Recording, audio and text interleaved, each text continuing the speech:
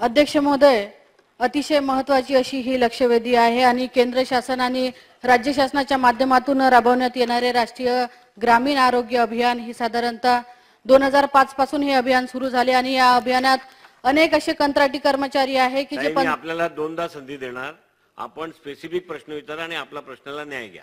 15 20 वर्षापासून हे कंत्राटी कर्मचारी काम करत आहे आणि काम करत असताना आपल्याला माहित आहे की आज 2 वर्ष कोविड मध्ये सुद्धा ज्या यंत्रणा काम करत होत्या त्या यंत्रणेत हे सगळे कंत्राटी कर्मचारी स्वतःचा जीव मुठीत घेऊन सक्षमपणे त्या ठिकाणी काम केलं आणि काम करून सुद्धा त्यांना अल्पसं मानधन त्या ठिकाणी मिळत आहे। जेव्हा की आपल्याला माहित आहे की आज गुजरात आणि राजस्थान सारख्या सरकारने जेव्हा या कंत्राटी कर्मचाऱ्याला सरळ सेवेत सामावून घेतलेला आहे तर आपण सुद्धा या कर्मचाऱ्यांचा विचार या ठिकाणी नक्कीच केला पाहिजे।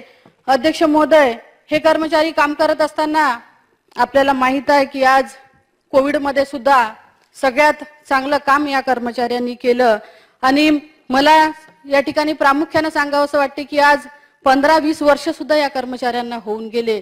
तर संबंधित मंत्री महोदयांना माझे स्पेसिफिक 4च प्रश्न या ठिकाणी आहे की आपण दिलेल्या उत्तरात आपण दिला आहे की 2010-2000 पर्यंत सलग 10 वर्ष ज्या कर्मचाऱ्यांनी या सेवेत काम केलं आहे अशा कर्मचाऱ्यांची माहिती गोळा करण्याचे आदेश आपण औरंगाबाद खंडपीठाला दिले आहे। तर ती माहिती गोळा झाली आहे का आणि सलग माहिती गोळा झाल्यानंतर 31 मार्च पर्यंत आपण निर्णय घेण्याचं सुद्धा या ठिकाणी सांगितलं, तर त्या संदर्भात कुठला धोरणात्मक निर्णय आपला ठरला आहे का? परत 2 प्रश्नाचा देतो मंत्री महोदय, 2चे उत्तर द्या।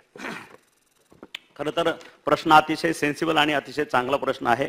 न्यायालयानं ऑलरेडी आदेशित केलेला आहे की सदर बाबतीतला 31 मार्च 2023 पर्यंत निर्णय घ्यावा आणि ज्याप्रमाणे इतर राज्यामध्ये मग ते राजस्थान असेल, ओरिसा असेल, मणिपूर असेल, पंजाब असेल, हरियाणा असेल, ह्या ठिकाणी त्या पद्धतीनं अशा कंत्राटी कामगारांना समावेश करायचं किंवा त्या पद्धतीचं वेगळं धोरण केलं आहे। त्यासाठी आम्ही अभ्यासगट तयार करतोय। तो 31 मार्च 2023च्या अगोदर अभ्यासगट तयार करून तो अहवाल आम्हाला सादर करील आणि 31 मार्च 2023 पूर्वी ह्याचा धोरणात्मक निर्णय घेतला जाईल।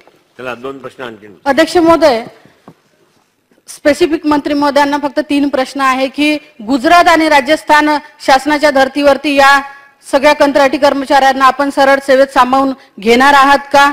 आरोग्य विभागाच्या जेव्हा जागा आपण काढणार त्यात या प्रामुख्याने कंत्राटी कर्मचाऱ्यांना प्रथम प्राधान्य आपण देणार का? आणि जी 10 वर्ष सलग सेवा दिल्याची अट आपण या ठिकाणी दिली आहे, तर ज्या कर्मचाऱ्यांनी 10 वर्ष पूर्ण केले नाही, आपल्याला माहित आहे की नवीन कर्मचाऱ्यांना सामावून घेतो आपण 30-40 हजार रुपये मानधन त्या कर्मचाऱ्यांना देतो, मात्र हे कंत्राटी कर्मचारी अल्प अशा मानधनात काम करत आहे। तर सामावून घेत असताना ज्या कर्मचाऱ्यांना 10 वर्ष पूर्ण झाले नाही तर अशा सुद्धा कर्मचाऱ्यांच्या मानधनात वाढ आपण या ठिकाणी करणार का?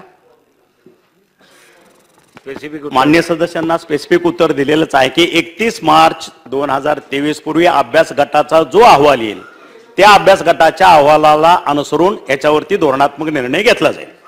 चला बळवंत वानखेडे साहेब। गेल्या 13 तारखेपासून आझाद मैदानावर कंत्राटी कर्मचारी म्हणजे कर्मचारी म्हटल्यापेक्षा एनएम ह्या बसलेल्या आहेत।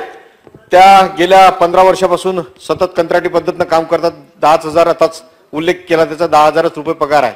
त्यांच्या विविध मागण्या आहेत। कुठल्या विभागाचे कंत्राटी कर्मचारी आहे? हे एनआरएचएम मधले आरोग्य विभागातले एनआरएचएम मधले 13 तारखेपासून नाही अध्यक्ष महोदय 13 तारखेपासून बसेल आहेत।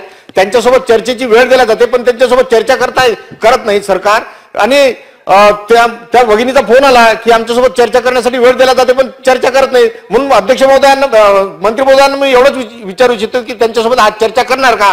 कारण तरुण भगिनी तिथं बसलेल्या आहेत।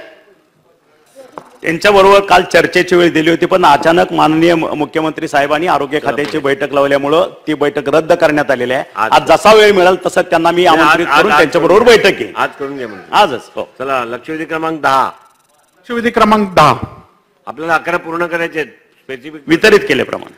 अध्यक्ष महोदय,